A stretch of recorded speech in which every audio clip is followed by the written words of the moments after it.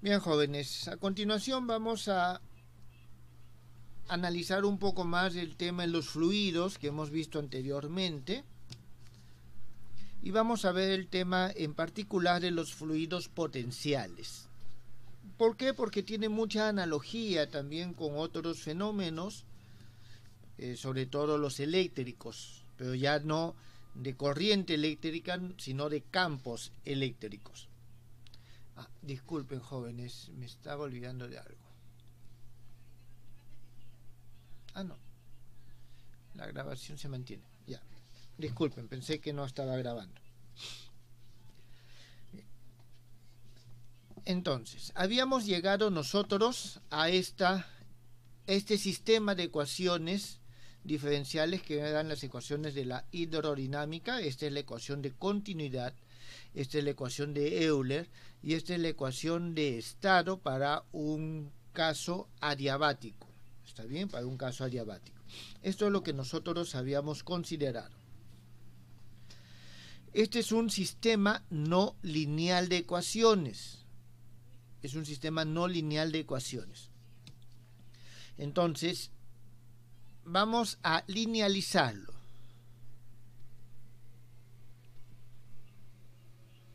Linealicemos el sistema.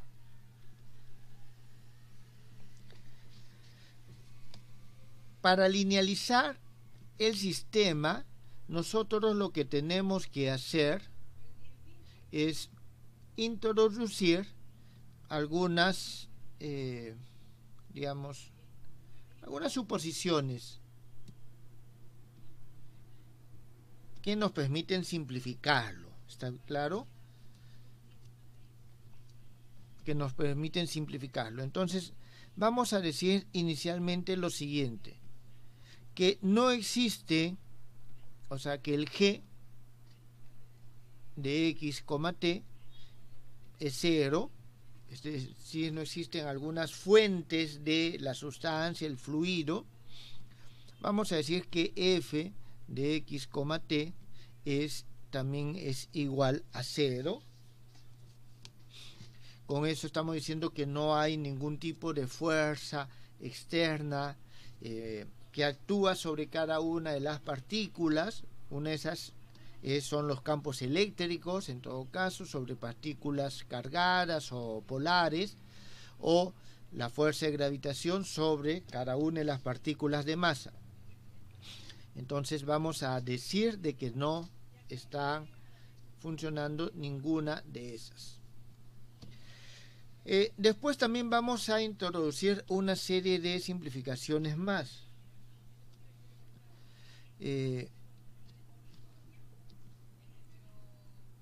Además, consideramos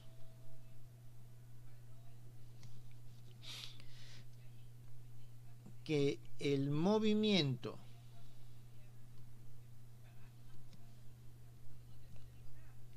de las moléculas, en general, si son fluidos, se está moviendo, y si es gas, podemos considerar de que están en algún punto específico, pero ubicadas en ese punto, las moléculas tienen un pequeño gas. ¿Está bien? Vamos a considerar que son pequeñas oscilaciones,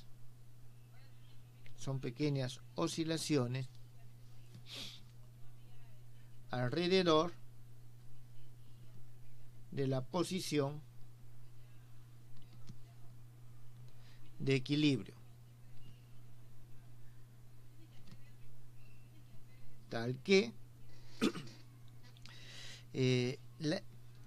vamos a decir ρ sub 0 y P sub 0, es decir, la densidad y la presión son constantes. ¿Está bien? Es decir, nosotros vamos a considerar de que tenemos el objeto, sea un fluido en general, está bien, sea un fluido en general, pero vamos a considerar de que ese fluido, una vez que nosotros identificamos en un punto una molécula, su movimiento en ese punto es pequeño. Está claro, es pequeño, son pequeñas oscilaciones, de tal manera de que no hay posibilidad que salgan de la región en la que se encuentran. Por eso es que la densidad se mantiene constante y la presión, una presión inicial, hay una presión también que es constante en ese momento. Entonces, nosotros lo que hacemos a continuación es irnos a la primera aproximación, es decir, la densidad. Ahora sí, esta densidad que está acá, nosotros podemos ponerla como un desarrollo en serie de potencias, un desarrollo de Taylor. Y aquí vamos a tener gamma P sub 0, P menos P sub 0, más, y voy a despreciar los términos cuadráticos hacia adelante. 1 sobre A al cuadrado, P menos P sub 0. ¿Está bien? Entonces, esto es lo que nosotros tenemos. Aquí es evidente de que ese gamma multiplicado por P sub 0 sobre Rho sub 0 es igual a A al cuadrado. Es decir, todo esto es igual a A al cuadrado. Entonces, nosotros con estas simplificaciones, ¿está bien? Con estas simplificaciones vamos a tener lo siguiente. Una cosa. Esto, entonces, ¿qué es lo que nos da? Nos da la ecuación de estado para el caso adiabático. ¿Está claro? Esto está asociado a la tercera ecuación que tenemos aquí. Además, disculpen, para la ecuación de Euler, nosotros vamos a tener lo siguiente.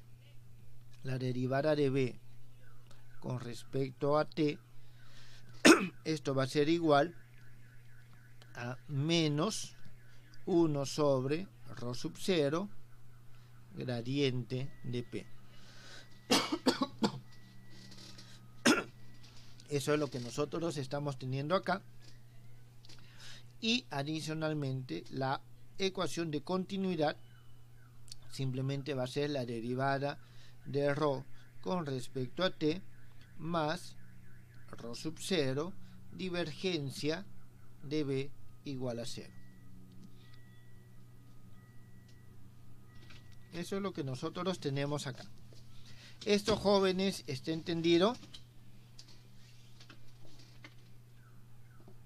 Profesor, ¿qué pasó con la gradiente de la velocidad? ¿Por qué era 0, digo? Ya, ahorita vamos a ver. Un momentito.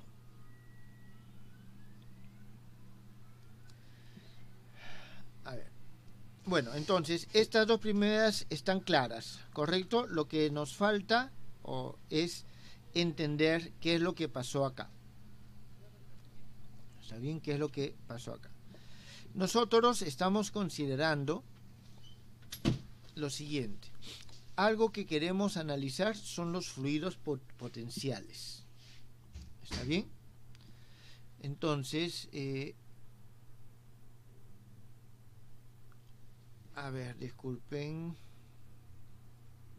que me falta una simplificación más, creo. Una condición más. ¿Cuál era?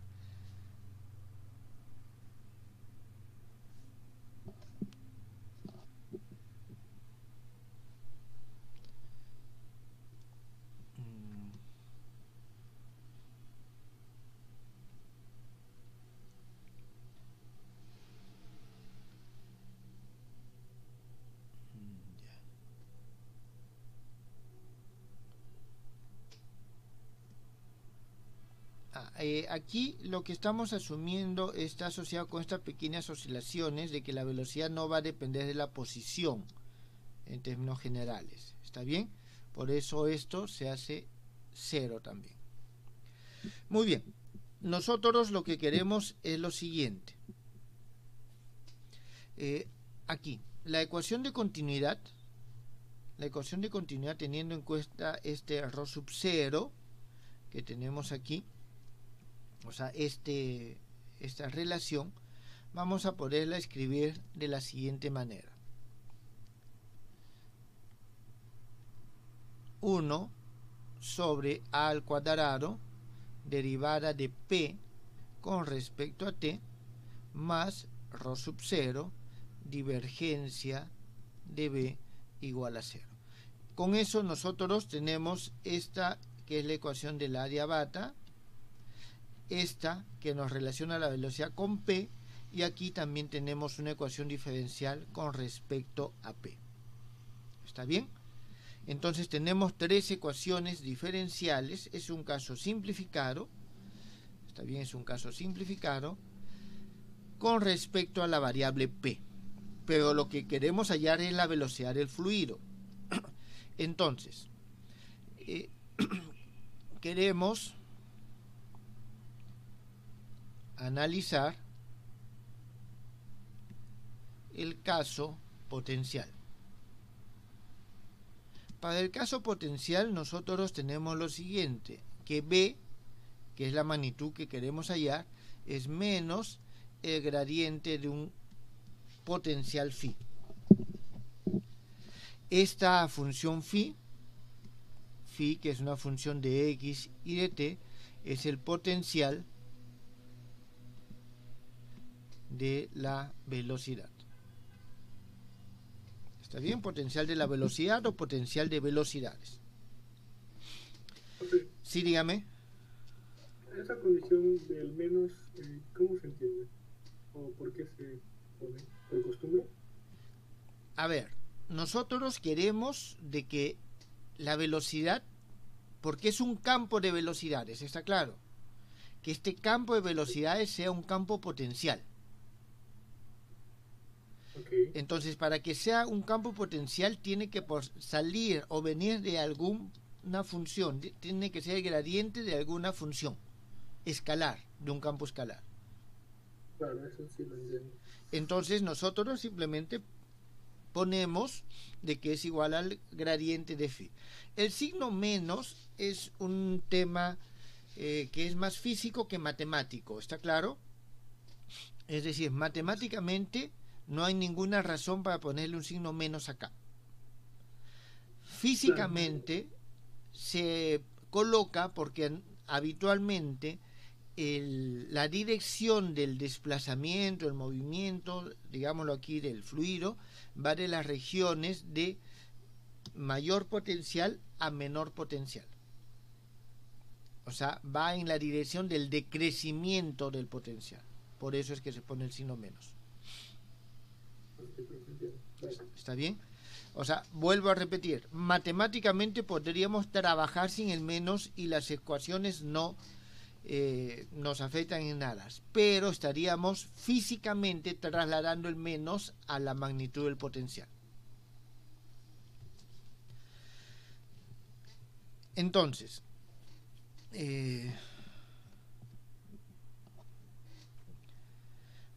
vamos a ver lo siguiente.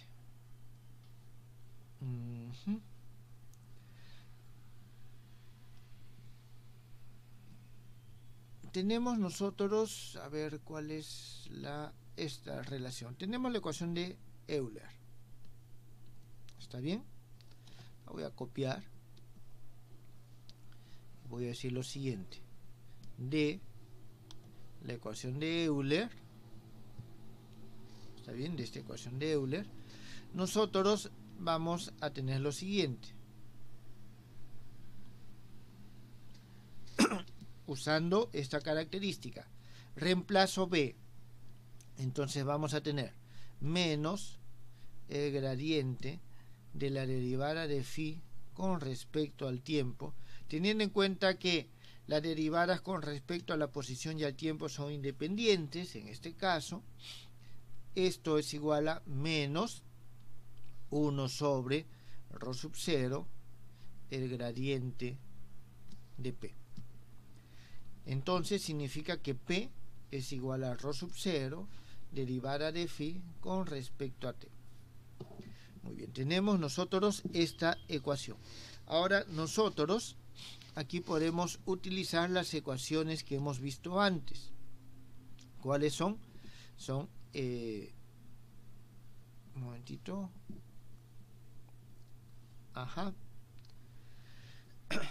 Entonces, bueno, no, disculpe, me estoy equivocando. Entonces, ya que tenemos nosotros esto, podemos reemplazar acá.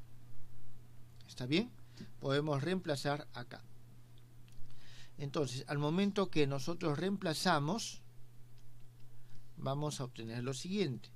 La segunda derivada de phi con respecto al tiempo menos a al cuadrado nabla al cuadrado de phi es igual a 0. Cuando nosotros reemplazamos aquí. Esto, jóvenes, ¿está claro? Entonces, hemos encontrado de nuevo una ecuación de onda. ¿Está bien? Es una ecuación de onda. En este caso, nosotros tenemos de que se mueve también el líquido. Profe, ¿puedo volver a repetir, por favor? ¿Qué es lo que necesitas que repita? ¿Cómo tuvo la ecuación de onda? A ver.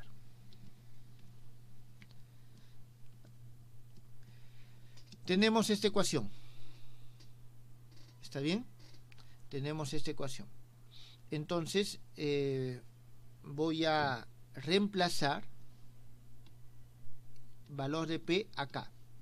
¿Y qué es lo que obtengo? Obtengo 1 sobre A al cuadrado derivada con respecto a T de ρ sub 0 derivada de phi con respecto a T más ρ sub 0 divergencia de B, que es igual a menos gradiente de phi, esto es igual a 0. Entonces, en primer lugar, aquí puedo, el ρ sub 0 es diferente, 0 se va, este A al cuadrado pasa a multiplicar y obtengo esto. Gracias, profe. ¿Está bien? Y obtengo esto. Entonces, ya tenemos esta ecuación que se obtiene de lo que hemos visto, pero es con la premisa de que el campo es potencial. ¿Está bien? Entonces tenemos una ecuación de onda tridimensional. ¿Está bien? Y la solución de esta ecuación, una vez que hayamos phi, tenemos B, y vamos a poner, si tenemos phi, hallamos P, y si hallamos P, tenemos ρ. Entonces, esta ecuación nos define completamente el problema. ¿Está bien? Nos define completamente el problema. ¿Eso está entendido, jóvenes? Profe, una pregunta. Sí. ¿En qué casos es conveniente trabajar con un potencial escalar y en qué casos con un potencial vectorial? A ver.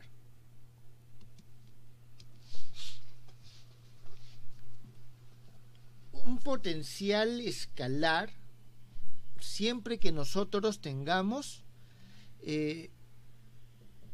digamos, un caso no rotacional, es decir, el fenómeno físico nos predetermina el tipo de magnitud física con la que estamos trabajando.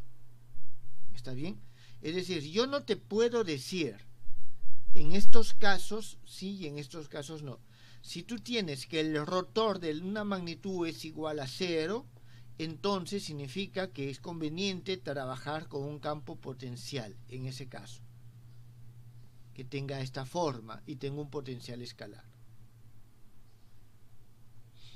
¿Está entendido? Si la divergencia es igual a 0, entonces tal vez es conveniente un potencial vectorial. Entonces esas son las relaciones que uno tiene que ir estableciendo. O sea, pero depende ya de la situación física. Ahora, quiero que vean algo que es interesante acá. Te lo voy a poner así. Y vamos a ver aquí lo siguiente. ¿Qué es lo que pasa si nosotros derivamos esto? Si tomamos el gradiente de esto. Si tomamos el gradiente de esta ecuación, nosotros vamos a tener, o sea, como el gradiente no depende del tiempo, ¿está bien? No depende del tiempo, puede ingresar aquí y vamos a tener la segunda derivada con respecto al tiempo, y aquí me falta un 2, con respecto al tiempo de el gradiente de phi, y el gradiente de phi no es otra cosa que la velocidad. Aquí tenemos menos a al cuadrado y vamos a tener el gradiente por medio de relaciones ¿cómo se llama? Vectoriales. Esto también va a ser nabla al cuadrado del gradiente de phi, voy a tener b y tengo igual a 0. Significa que la velocidad en el fluido también se propaga en forma de ondas. Si nosotros tomamos la derivada con respecto al tiempo de esto que está acá y lo multiplicamos por ρ sub 0, vamos a obtener también lo siguiente: derivada de p, segunda derivada con respecto al tiempo, menos al cuadrado, nabla al cuadrado p, esto es igual a 0. Significa, esto no es otra cosa que la ley de Gauss para los fluidos, disculpen, de Pascal, la ley de Pascal para los fluidos, que nos dice que los fluidos se propagan dentro del fluido en forma de ondas de presión. La presión en uno de los extremos se propaga en forma de ondas de presión. Acá están las ondas de presión. Y todo esto también, si nosotros ya lo asociamos la presión con la densidad, según nuestra ecuación de estado, vamos a obtener también la misma ecuación de onda para la densidad. Entonces, nosotros tenemos que la ecuación de onda para el campo potencial, para el potencial de velocidades, de esta expresión, vamos a tener las ecuaciones de onda para cada una de las magnitudes.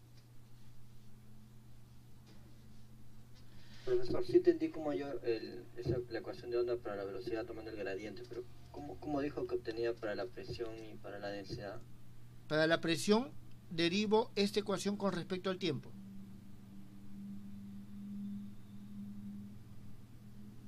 Derivo esta ecuación con respecto al tiempo. Entonces voy a tener la segunda derivada con respecto al tiempo de la derivada de phi con respecto al tiempo, menos al cuadrado, nabla al cuadrado, derivada de phi con respecto al tiempo. Lo multiplico por ρ sub 0, que es constante, y obtengo la presión. Y obtengo esto. Gracias, profesor. ¿Está bien? Estas ecuaciones, ¿está bien? Estas ecuaciones se denominan, aquí lo voy a poner, ecuaciones de la acústica o de la hidrodinámica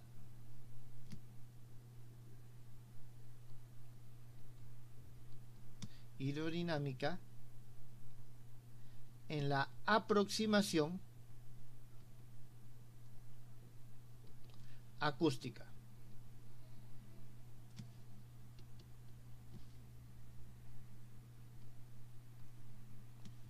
Es decir, estas son las ecuaciones de la acústica, si es que tenemos un caso de gases, ¿está claro?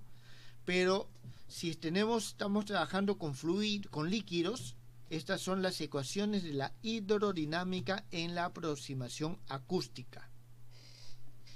¿Está bien? En la aproximación acústica. ¿Y de dónde viene? Justamente de esta consideración del movimiento de las moléculas con pequeñas oscilaciones. Esa es la aproximación acústica para el caso de la hidrodinámica. ¿Está claro? Sí, profe.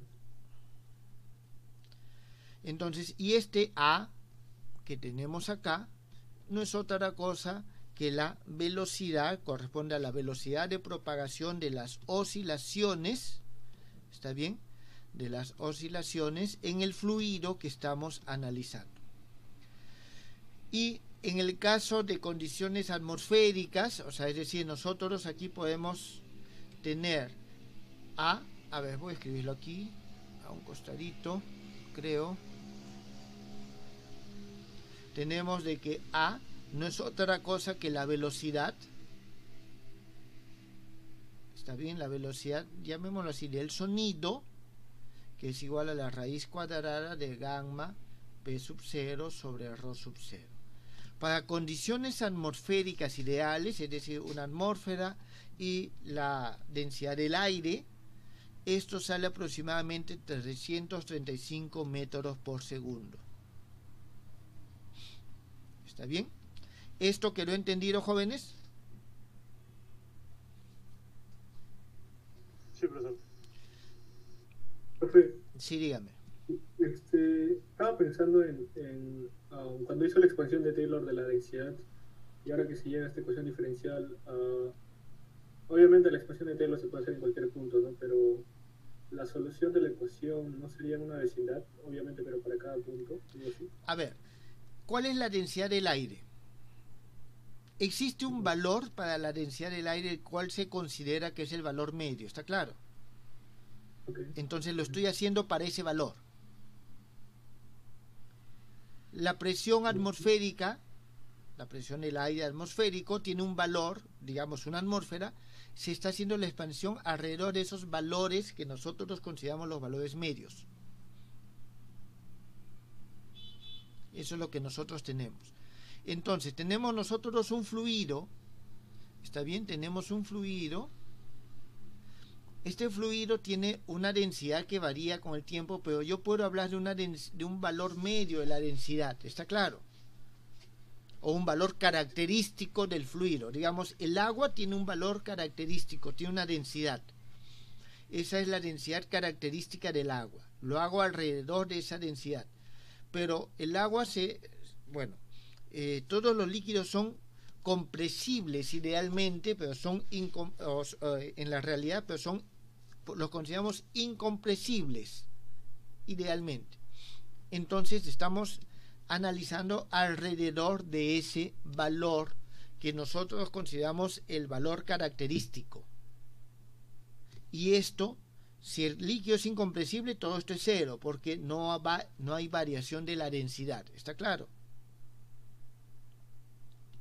Y, por ejemplo, el desarrollo de esa ecuación de onda para la densidad, por ejemplo, me va a dar una función, ¿no? Y esa función va a tomar varios valores, pero entonces esa solución debo considerarla también en un margen de acuerdo a mis condiciones iniciales o lo que he supuesto en el desarrollo de Taylor, o sea, de ese valor promedio que mencionaba a un valor cercano, solamente esa función sería válida. Así es. Por eso estamos hablando de una aproximación. Pero ahora, ¿hasta qué punto sería, o ya no se puede especificar más mi solución obtenida con mis condiciones hechas?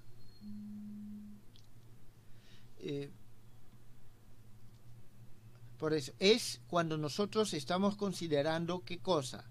Estamos considerando una ecuación de estado adiabática. ¿Está claro?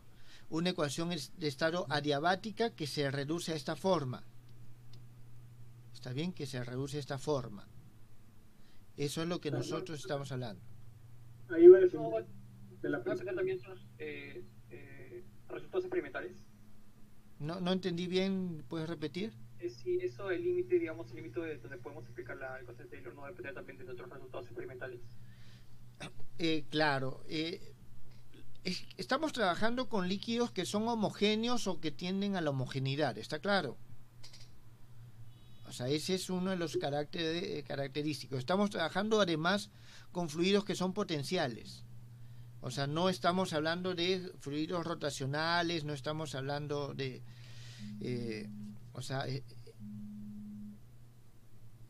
estamos hablando de varias situaciones simplificantes. ¿Está entendido? O sea, son... A ver, ya nos queda un poquito de tiempo y quería avanzar solamente un pequeño detalle acá. Para resolver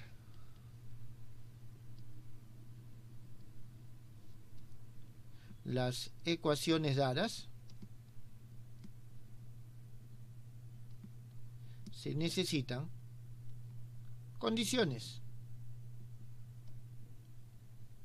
¿Está bien? Se necesitan condiciones.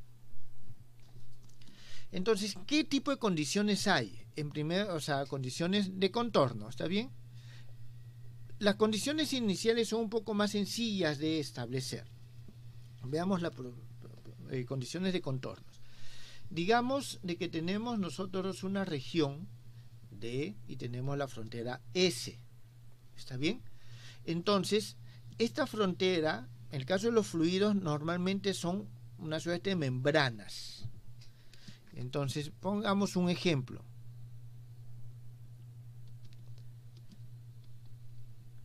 Para una frontera,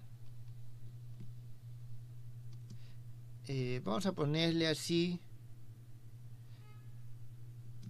impenetrable. Es decir, que no puede salir ni entrar fluido. ¿Está bien? No puede salir ni entrar fluido. ¿Eso qué es lo que va a significar?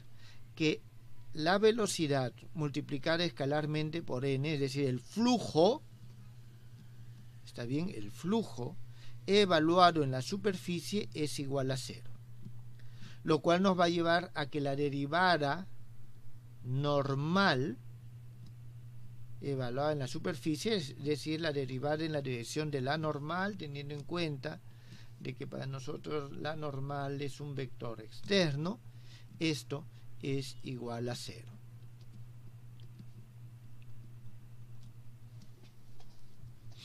¿Está bien? Por ejemplo, entonces, necesitamos estas condiciones de contorno de ese tipo. Si es que el flujo, o sea, si es que la membrana es permeable, entonces el flujo ya es diferente de 0. ¿Está claro? También, sí, dígame.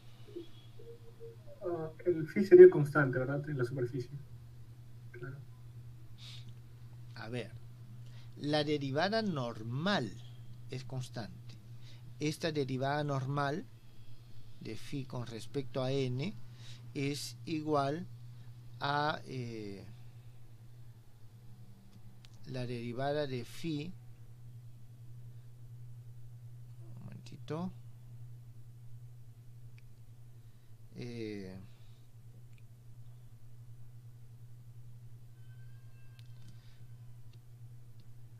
pero sí, ya le comprendí. Claro, o sea, no necesariamente, o sea, puede ser cualquiera de los elementos que están acá puede ser igual a 0, no necesariamente es que sea constante, ¿está claro?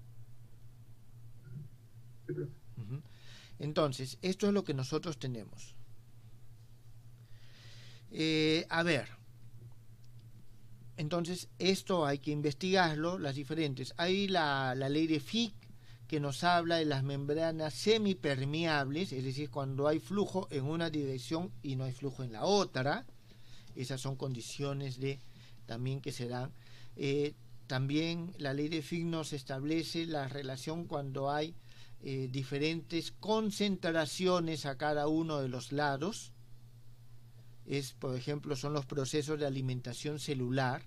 Nosotros tenemos diferentes concentraciones y esa diferencia en concentraciones es la que nos lleva justamente al hecho que pasen los nutrientes o no pasen.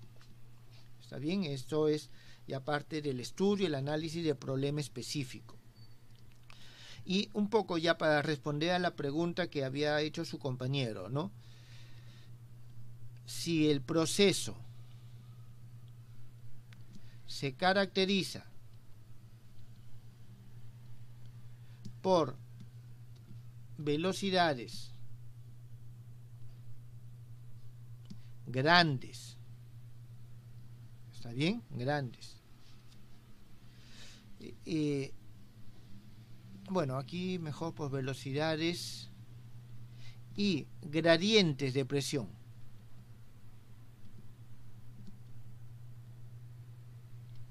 Grandes, o sea, hay grandes presiones, ¿está bien? No es posible aplicar la aproximación acústica. ¿Está bien? No podemos ya decir de que estas ecuaciones son válidas. Y en esos casos no nos queda otra que trabajar con las ecuaciones no lineales, con estas ecuaciones que están acá. ¿Está entendido? O sea, esta aproximación podemos, porque los valores son pequeños y por eso podemos despreciar todos los valores que están más allá del cuadrado. ¿Eso, jóvenes, ha quedado claro? ¿Alguna pregunta?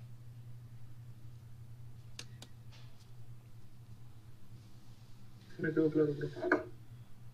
Muy bien, jóvenes, muchas gracias. Y eso sería todo por el día de hoy.